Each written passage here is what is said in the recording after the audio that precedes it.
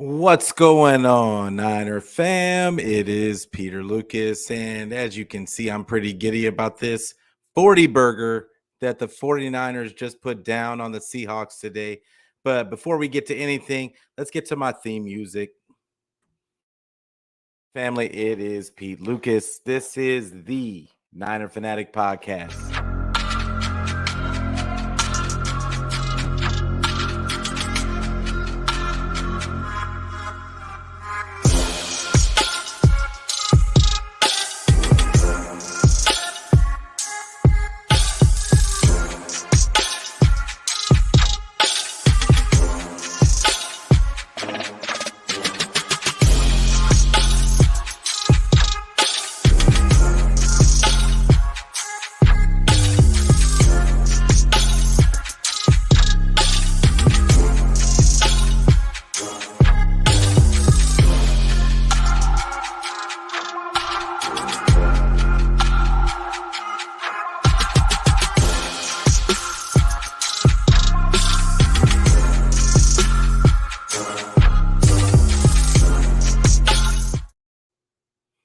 What's going on, y'all? And great win. I can't say enough about this victory today, and we're gonna get into it. But we got to start off with make sure that you give this video a like. Make sure that you hit the subscribe button. Make sure that you hit the bell notification to know when I go live, and make sure that you tell a friend to tell a friend to tell a friend so that we can be friends every week. And as long as this playoffs goes on, but 49er victory. 49er victory. And I'm going to start it off. Raphael first coming in. What's up, Pete and everyone? Appreciate you coming through. Big up to Long Beach. And then we've got, and then he says like and subscribe. So, you got to listen to the man because, when Raphael says you got to do it, you got to do it. You know what I'm saying? So, but let's get started early.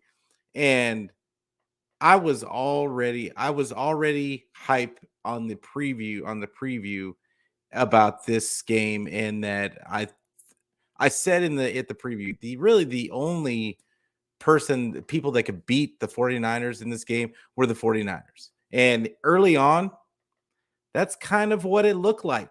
That's realistically speaking, the Seahawks played their hearts out in the first half.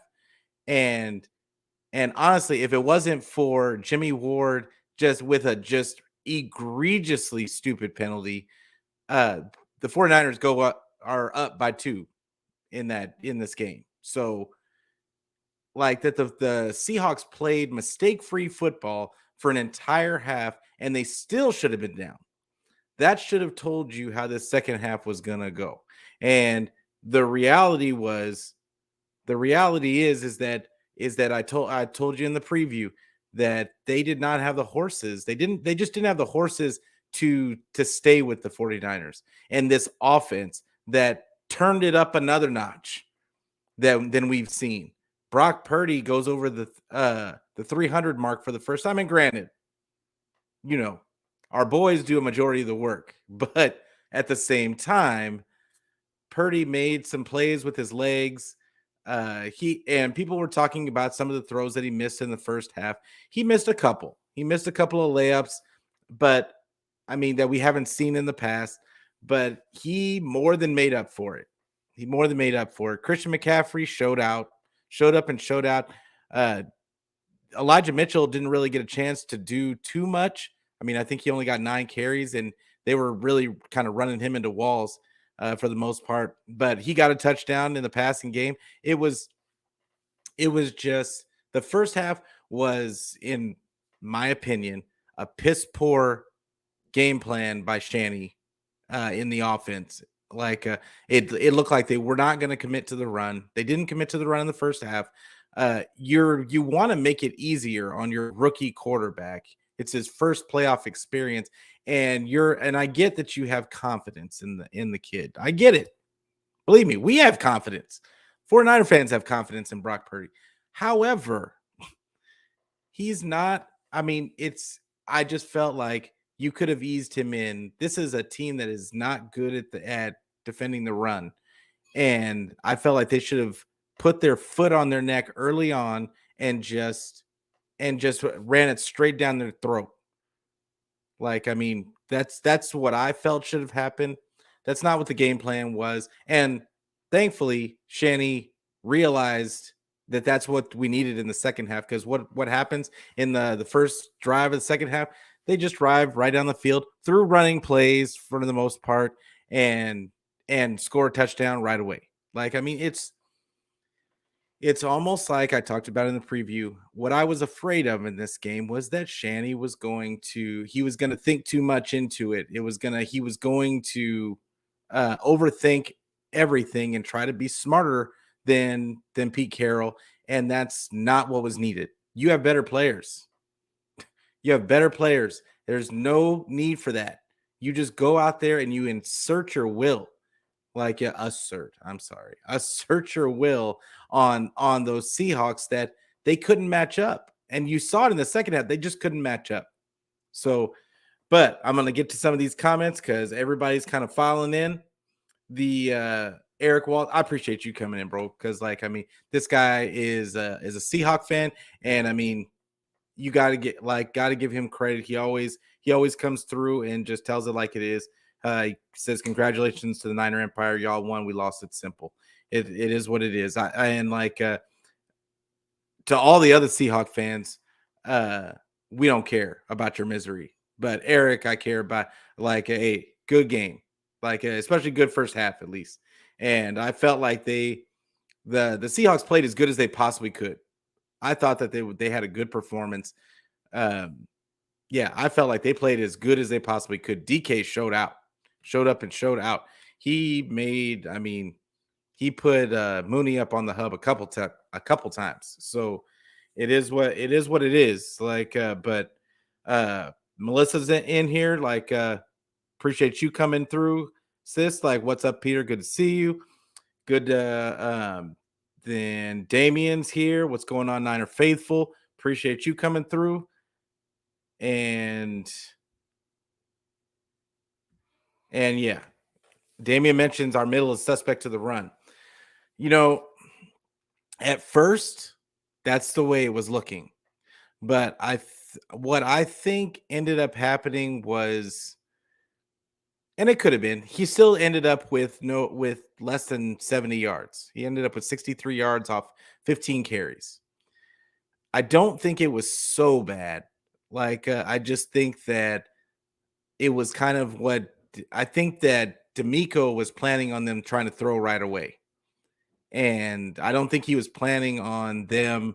He was kind of guessing when he was calling plays early on. And I think that's why the defense struggled so much. That's the way it looked to me. It was like he was trying to outguess, like outmaneuver the offensive coordinator for the Seattle. And when you don't, it's not necessary. I don't think it was necessary. And you saw in the second half, they corrected it. I mean, they got like little to nothing in the second half as far as the running game goes. So, yeah, I don't think it was so much the middle. I think it was the scheme and the way that D'Amico was calling plays, in my opinion. Like, but I was, one thing about Geno Smith, I want to mention it. Like, he was solid. He was solid. Yeah, he had the fumble, but he was solid. And he made some good throws. He made a few good throws in this game. But one thing I want to mention, the man has the ability to run.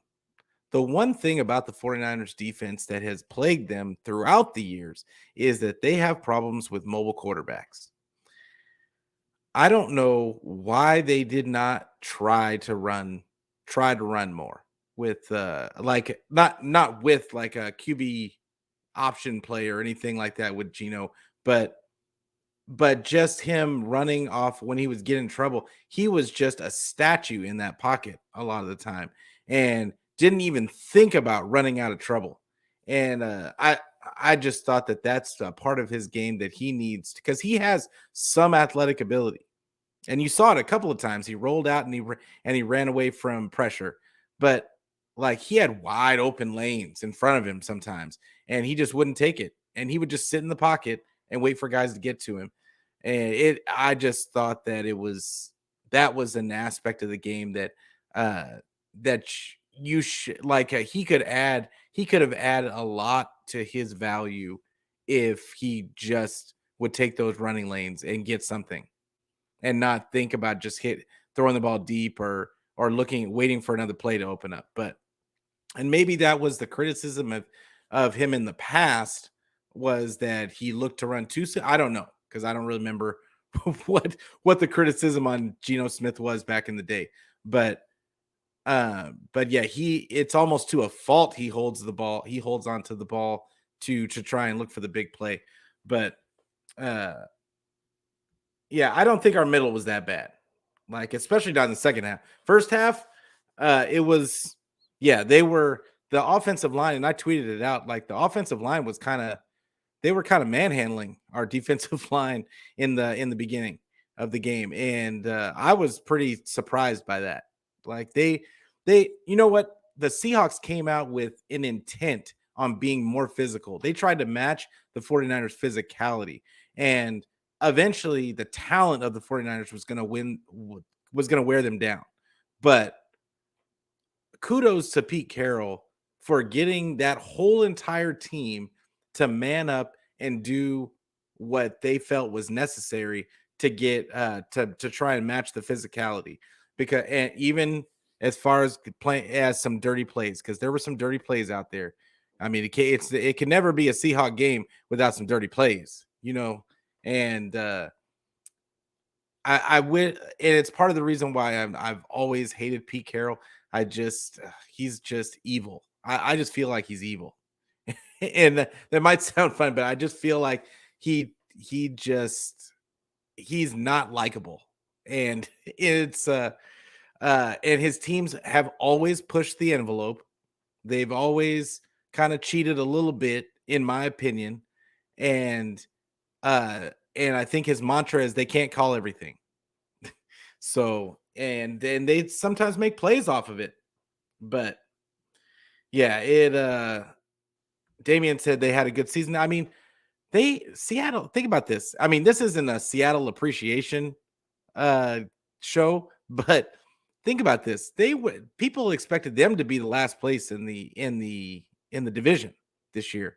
And for them to be in the playoffs, even though they got blown out, like for them to even make the playoffs was huge. That was a great draft class by them this year. They got a lot of good pieces, and now they've got, because thanks to Russell Wilson, thanks Russ, that was his parting gift to the division. Was he gave the Seahawks a bunch of picks for the foreseeable future, and these guys aren't going to go away. These guys aren't going to go away. They're going to be a problem next year, I think. And it's hopefully the 49ers keep building on what they have right now and it doesn't become an issue. But yeah, these guys are going to be a problem. Oh yeah, Melissa, mention it. Talk about it. He had the interception to Diama. All y'all talking mess about Diamador Lenore. All y'all. And you know who I'm talking about. All you people tweeting out about Diamador, talking all this stuff about Diamador. The reality is, as I tried to tell you in the last episode, he's not playing that bad. He's not playing that bad. He's just, and granted, Seahawks had some success through the air today. I get it. But he got his pick. I mean, he wasn't victimized. He wasn't victimized in this game. Mooney was the one getting victimized, and it just goes to show that this guy wasn't supposed to be playing his position, and he's doing a great job. I think he's doing a great job. I think that the defense still has some things to kind of button up, and obviously in coverage, they're gonna play some good receivers. I mean, DK is a physical freak. Like, so I'm trying to think of some actual like physical freaks that they're gonna have to play. There's not many like DK. So it's him, Devontae Adams, like those big bodied guys that have the ability like they do. It's gonna be those guys are gonna get there from time to time. But even with DK going off, he still only had like how many yards did Geno Smith? He still only had 253 yards, and DK had 136 of them. So for the defense did a pretty good job on everybody else, I would say. And the next closest person was Cade Johnson, and I said in the last in the preview that I was afraid of Tyler Lockett because last game Tyler Lockett kind of did his thing, and it seemed like they tried to bottle him up, and now they left Mooney on an island a lot, and you saw what happened. Mooney did not have a good game, but Diamador Lenore, put some respect on that man's name. And oh yeah, thoughts on the huge Danny Gray? We had another Danny Gray sighting, and Danny Gray. That was a pretty tackle. He might. I mean, if he can't get any playing time on the offense, maybe we put him in the defense somewhere. I don't know. But it's. But I mean, great. But I think he was in the gunner spot, and I mean, he was flying up the field and made that play, and it was a good play. Let's just say that. Appreciate you, Melissa. My brother's in the house. I love when my brother goes off on the Seahawks. You know, this guy. Okay, so Adam, I've known Adam since we were little kids, and I'm 45 now. So we've known each other for probably about almost 40 years. And this guy's he changes with the wind where whoever is his guy in the moment, that's who his team is. And for a little while he was a Seahawk fan, and drove me crazy. But yeah, we here now dropping 40 burgers on the Seahawks head, and it feels wonderful. It sucks that I had to wait till I was 45 to see it, but here we are. But I appreciate you coming through, bro. Always a pleasure. And then Melissa says today was Travarius Ward, Jimmy Ward, Deshaun Gibson, who were liabilities, not telling. Yeah, it's weird how that worked out. But at the end of the day, Deshaun Gibson made a good play. He made a good play early on in the game, and Jimmy Ward. Let me take you guys back to that play at the end of the half, and I was ready to jump through the screen. Like, why? It just made no sense. I know that Jimmy hates it when guys slide. He talks about it all the time. He wants to he wanted to let him know about, like, he doesn't like it when the quarterbacks run and like all the other kind of stuff. He said it multiple times. Now, with that being said, come on, man. This is the playoffs. I mean, you're up by a slim margin. You're about to be up by a slim margin. It's the playoffs. We need every point we can get. We do not need to be giving them 3 points. And as soon as it happened, I was like, they're going to get this field goal. I don't even care how long it is. And I saw it was 56 yards. I was like, I told my wife at the time, I said, this is going to be good. I don't even have to look at it. And sure enough, right through the middle. And it's just, you don't do that. You don't do those kinds of things in the playoffs. You just can't. You got to rein it in. You got to stay disciplined. And it was a really bad play. And if the 49ers hadn't come out the way that they did in the second half, we would have been looking at Jimmy Ward. We would have been looking at that play. I'm guaranteeing it. But they came out like they did. I'm able to hoosah and let it go. And it's gone now. Jimmy Ward, I still love you, bro. But we finally got that fifth win versus Pete. Not it's so okay. Now, with that being said, so we talked about the first half. Kyle not really calling the greatest of game plans. And I'm hoping, because this is the second game in a row that this has happened, where he started the game early trying to pass. And both times it didn't work out. So I'm hoping that he gets it at this point, that this team should be living and dying by the run and play action. That is what this team thrives off of. That's what gives this kid clean pockets. Every time they did a play action, it was a clean pocket. Like, so, or at least it put him in a position to where he was able to see everything that was in front of him. So it's very key that they just keep running the ball, keep asserting their dominance, keep being physical. That is what sets them apart. That is their identity. That is what sets the 49ers apart from every other team, is that they have the ability to assert their dominance and get physical and run downhill. That is what they do. Well, the passing stuff is all gravy. Like, I get it. I mean, think about this. Brock Purdy had 330. He had 332 yards today passing. He only threw the ball 30 times.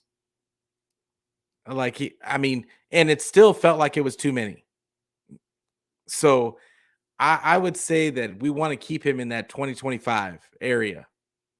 And because as good as Brock has looked, these playoffs will humble you quickly. These are all going to be good teams that the 49ers face.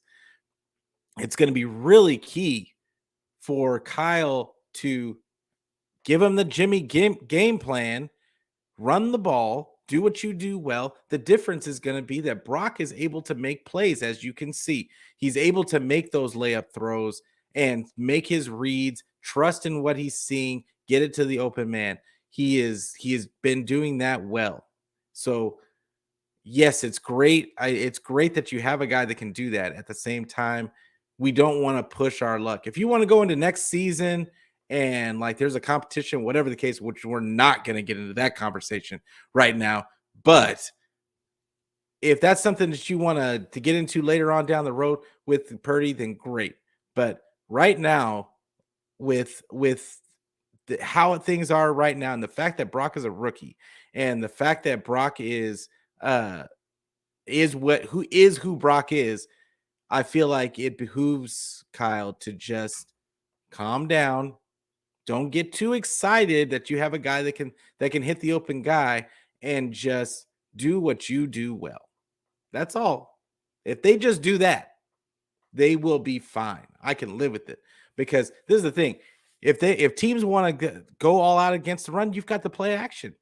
You're going to take Brock has shown that he's going to take advantage of that. If you guys want to sell out on the run, then it's going to, do it at your own peril, because he's going to have Debo going for 60 yards. He's got Kittle out there. He's got Ayuk, who was quiet today. He didn't really, and he had an opportunity to make this an even bigger blowout. Hit him right in the hands, and he dropped it in the end zone.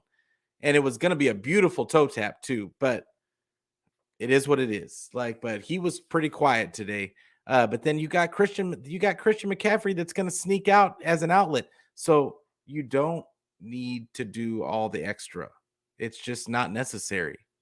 It's not necessary. Any other time we would be saying, oh, well, he needs to be more, what do they call it? He needs to have more, be the offensive genius, and be more creative, with what he's calling. But sometimes when you just have better players, you just have to just call the play and let your players do the talking for you. It's all good to be creative, but between run and pass, how about you just be creative with the run? And then worry about the pass when you need to. So that's all I thought about with that. And Luke the Don comes in. Thanks for coming in, brother. Mooney Ward couldn't keep his feet in coverage.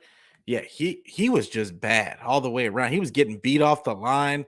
It was, he couldn't get a steady press.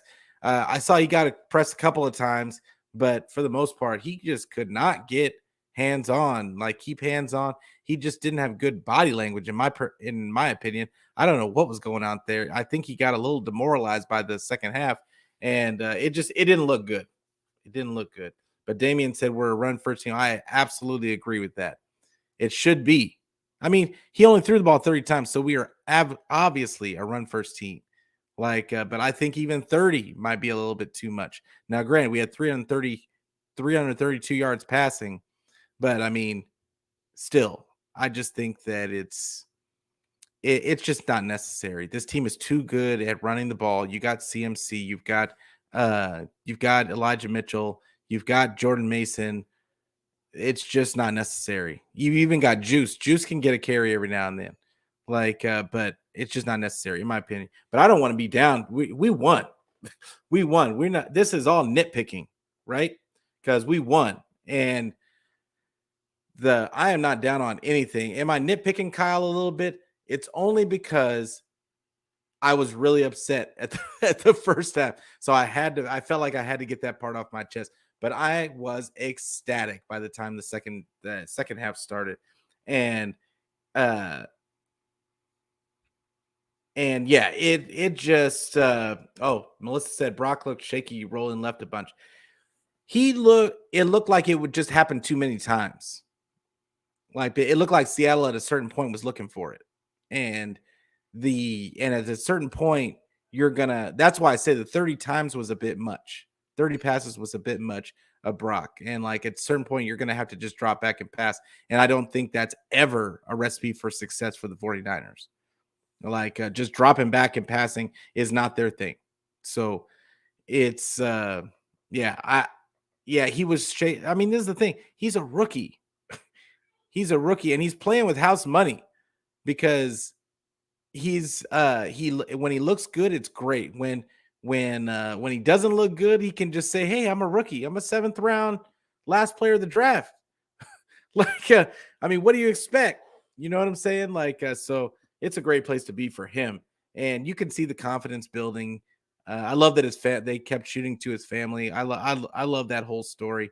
Being a parent like myself, I always love that the thought process, just thinking about what I would be doing in that situation if one of my kids was out there balling out the way Brock Purdy is, and especially when he's not supposed to be there.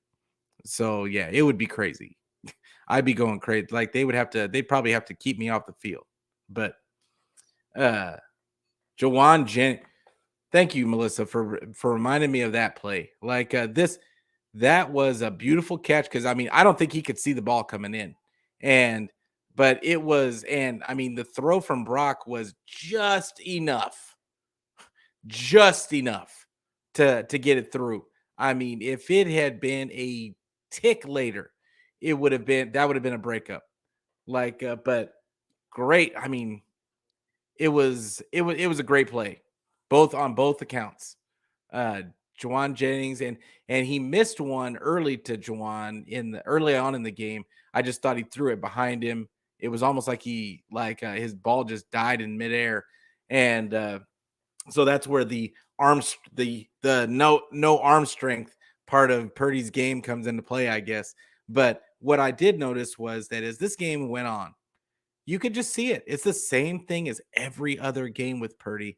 It's just the offense just steadily moves the ball, moves the ball, points. They get a touchdown, then they get a field goal, touchdown, field goal. It just doesn't stop. Like there's never long stretches of time where they just don't score. And that is the difference. And that's why and I mean, they got to 40 this time. They'd been getting to the 30s. We were almost expecting 30s at some point, but he got the 40 burger. And honestly, it should have been like 48. So I mean, if we're saying anything about Brock, like if you're complaining at all about Brock today, it's nitpicking. It's really nitpicking at this point. People keep talking about his running around and getting out of the pocket too early and not stepping up in the pocket. That's all nitpicking. Right now, what he's doing is working. And the teams have seen it every single game for 7 games now, and nobody's been able to stop it. So I think it's time that we no longer nitpick that part of his game until it stops working. You know what I'm saying? And we talked about the missed throws. Every quarterback's going to miss throws. Like every quarterback. There is no quarterback that doesn't miss throws. So let's just give it a hoosah. Enjoy the win. I don't want to hear nothing about Brock Purdy all week. like about what his deficiencies are and like that kind of stuff. That's nonsense at this point. Like Brock has been the best quarterback that we've seen under the Shanahan era. Period, point blank. And there is nobody, there is no one, Trey included, Jimmy included. I don't want to be controversial on this show because we're celebrating, but period, point blank, he's been the best quarterback that we've seen. So I just wanted to continue. I hope it continues for his sake, for our sanity's sake. But yeah, no borders in the house. What's going on, Ryan? Like, I appreciate you coming in, bro. Oh wow, people did said a lot of things, but it said, who missed those one hot Brian Hoyer days? Hell no, nobody. Yeah, and then Melissa said, the first half haunted all of us. Man, I was really afraid.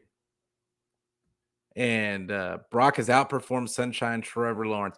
You know what? Trevor Lawrence had a lot of expectations coming in.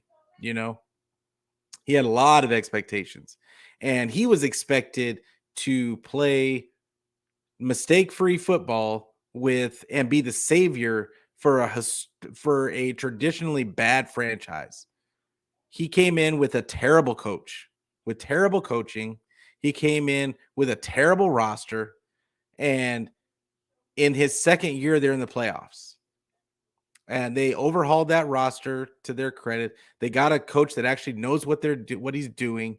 And I didn't even look to see what the score of the game is right now.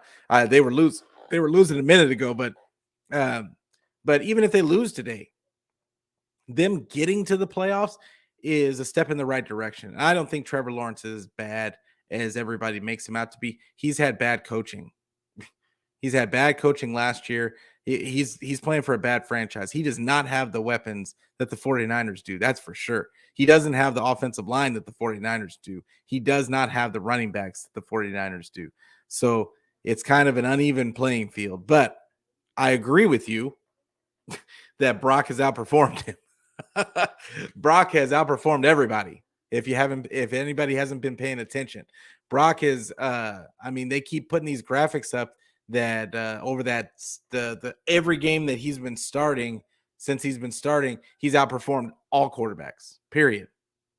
So people that are still hating, you're going to run out of time. You're going to run out of time to hate.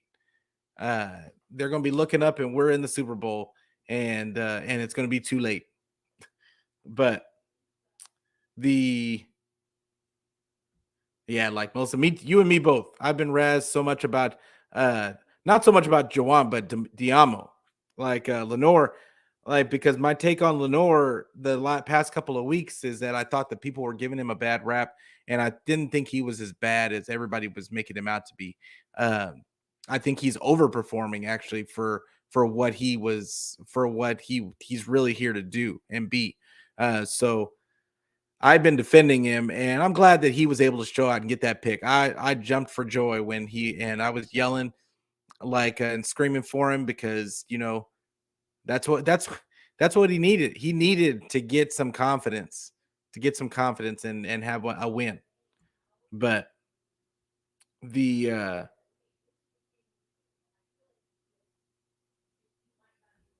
and Melissa said I was pissed Brock took that hit on the IUT.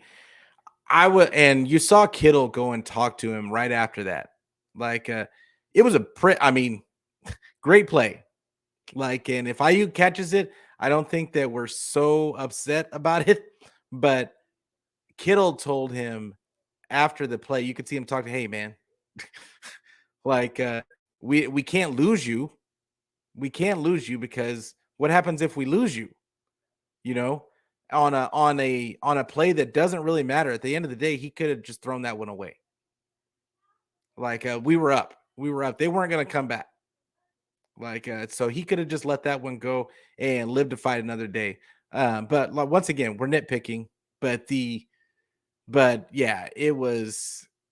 I'd never like to see him get touched up because he is a little guy. And it's. Yeah, you don't want to see. We don't want to see. We've grown accustomed to Brock's play. I don't think that we could go back. I don't think that this team could go back to the Jimmy days and uh yeah, I don't even want to think about it. Let's move on. But everybody's saying hi to each other. David said that Jimmy just unsubscribed. I hope he did. I'm gonna be honest with you. I don't want to see him again. I don't want to see him again. I want this to be the worst breakup of all time. I want I want them to send him packing and throw all his stuff out the window. Like that's what I want to see. And take it how you want. But that's what and I appreciate everything you did, but I mean, don't let the door hit you. I appreciate it. We don't want to go back there. We just don't. We've come accustomed to good quarterback, to just good quarterback, solid quarterback play, and I don't want to. I don't want to go back. I don't want to go backwards. So it is what it is. Oh my God, Melissa said it's 27-0 Chargers. Okay, so what I said about Trevor Lawrence. I mean, I don't know. I'm not watching the game, so I mean, he may not be playing so bad, but the reality is that they got to the playoffs, and you have to be somewhat okay to get to the playoffs. So I think it's going to be a process for him because once again, they don't have a great offensive line. They don't have all the players and stuff that Brock does. So it's going to be a different thing for him. And oh my guy Drew, my guy Drew. Everybody make sure you give my guy Drew a follow on Twitter. That's my guy. But yeah, I'm glad you're here, bro. Thank you for coming in. But yeah, he said he's hype for the boys, and I think we all are. It's good to see the 49ers show exactly what they're capable of. And it's good to not see this offense slow down. It's good to not see this team have to depend on the defense to carry them through games. Because we all said that eventually this offense was going to have to step up, that this defense was not going to be able to hold teams to like 10 or fewer points every single game. That was just not sustainable. So the fact that I mean they gave up 23 in this game. I mean, it really shouldn't have even been that much. We put our second teamers in. That's what gave up the last touchdown. But I mean, our teamers only gave up 17. So I'm going with 17. And it's but I think other than the first half, they played a pretty decent game. The second half, they were solid. They were solid. They kind of shut it down.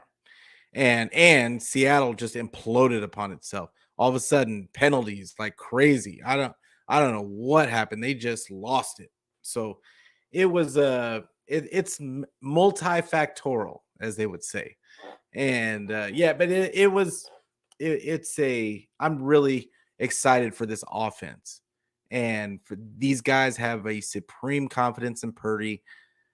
I'm sure that Debo is so happy that he finally doesn't have to run up the middle anymore. And he had a nice long run today, but he only had to carry the ball 5 times. He only had to carry the ball 5 times, and that's fine. I think all of us would be fine with him just carrying the ball 5 times. It was when they get into the area where he's carrying the ball 15 times, that's too much, and it's not necessary anymore. So it's I'm sure Debo is just loving all of the spreading the love around to everybody, and he showed that Debo burst today and showed that running back ability that he has. It was I know that these defensive backs for other teams have got to hate it when Debo gets the ball because he's just impossible to bring down with just one guy. It's really kind of cool to watch. But Melissa said, "Yeah, Peter, 38 fans glad it's not just me who defends him." Yeah, absolutely. And Drew said, "Brock is a fighter. though. I love it. He gets back up. Yeah, absolutely. Brock has got swag. You could say what you want. Brock is he's got that demeanor on him that even when he doesn't hit it, and I don't know if anybody else saw it, but he yelled. I think there was a miscommunication with him and BA with the and Ayuk, and he yelled at Ayuk uh like he knew that Ayuk ran the wrong route. And I'm sure they talked about it later. I can't wait to watch the press conferences. I was gonna watch it before I got on, but had to do some stuff. So, but it was a really good. I thought that that was one of the missed plays that if Ayuk had ran the right route, or at least the same one that he thought he was going to, he'd have been in a good. That might have been a touchdown. So it is what it is. But Melissa says we dodged a bullet with a minute. Yeah, I worried. I got worried. And I'm gonna go over a lot of this stuff on my show later this week on Tuesday. So I'm gonna probably shut this down in a minute. But yeah, I just want to talk a little bit about the second half and I mentioned it just now about how good this offense looked. It's just there is no team on this planet that has a good enough defense to defend this. There isn't. If Kyle is on his job and he's running the ball and they're working off a play action, there is no team that can defend it. It's too many weapons. It's too many weapons. That was a division opponent, that faced us for the third time. They knew what was coming. And they couldn't stop it. Like I'm just gonna tell you, these other teams that we're gonna play in these playoffs, they're not gonna see some of this stuff coming. They're gonna watch the tape, but it's a whole different story when you get out on that field and you've got to play against these weapons. I think that person for person, this 49er offense, there is no defense in this league that can guard these guys. So I just wanted to make sure that I said that. And the defense, I'm still with you, D'Amico. D'Amico is going to be taking some interviews this week. I think that's what I saw. Excited for him. Not excited for us possibly losing him, but excited for Adam Peters sticking around and saying that he doesn't want to take a job away from here. So that excited for that, because Adam Peters, I think he is the architect of a lot of those later round picks that the 49ers make. And so I'm excited about that. But they're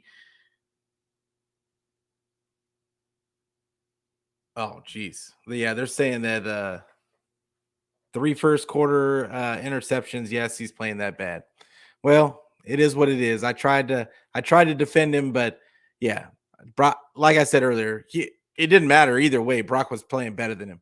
But it's a learning experience. We'll just chalk it up to a learning experience. But it is what it is. Trevor Lawrence, I thought he was a little overhyped coming into the league. But I don't think he's I don't think he's going to be a bad quarterback. I think he's just young. It's going to take him some time to get his footing. They're building that team. I think that it's going to get better as that team gets better. So I definitely don't think he's going to be a Danny Dimes situation. Trevor Lawrence is thrown for. Oh yeah, y'all just can't get off of him. But oh, you guys are y'all just talking about Trevor Lawrence. But I would say this in closing. Let's get ready for this next game, whoever it's against. I don't even know. I honestly, I haven't even looked to see who it's against. It doesn't matter. If the 49ers play their game, I don't think there's a team in the NFC that can play with them, including the Eagles. From what I've seen of the Eagles this year, I know that they have a good team. It's not undoubtedly they have a good team. I just think at this point, if the 49ers are healthy going into that game, I don't think that there's a team that can play with them. Shanny once he gets in his bag with these and starts dialing up these plays, there's just not much you can do with the weapons that he has at his disposal. It would be one thing if he still had Kendrick Bourne and he still had Richie James and some of the other guys we've had in the past. Not to say anything bad against those guys, but they are not the weapons that the 49ers currently have. So enjoy the win, everybody. Melissa said she wants the Bucks. I wouldn't mind playing the Bucks again. I would not mind playing the Bucks again. I wouldn't mind playing the Cowboys. I honestly, I'm not afraid of anybody right this second. So, um, but and my guy Drew said that the DK TD was a push off. It might have been, but everybody was dogging Lenore the week before for the same thing. It was a push off from AJ Green, but at the end of the day, they didn't call it. So it is what it is. But as we get out of here, I appreciate everybody for coming into the chat. I appreciate everybody for your questions, comments, all that good stuff. Appreciate you, bro, Adam, for coming in, and everybody. I like the show keeps growing every day. Once again, make sure you like the show. Make sure you give the show a like. Make sure that you give subscribe if you haven't subscribed already. Make sure that you hit that bell for the notification so you can know when I go live, and make sure you tell a friend to tell a friend to tell a friend so we can be friends every week. I just want as many people. Just want to spread this love to the world, and the only way I can do that is by everybody telling everybody. So it is what it is. But 49ers win it. Drop a 40 burger. They destroy their rival Seahawks. We go to the divisional round of the playoffs, baby. It's about time that the 49ers show everybody who they are and what they're capable of. So with that being said, I appreciate you guys, and always go Niners.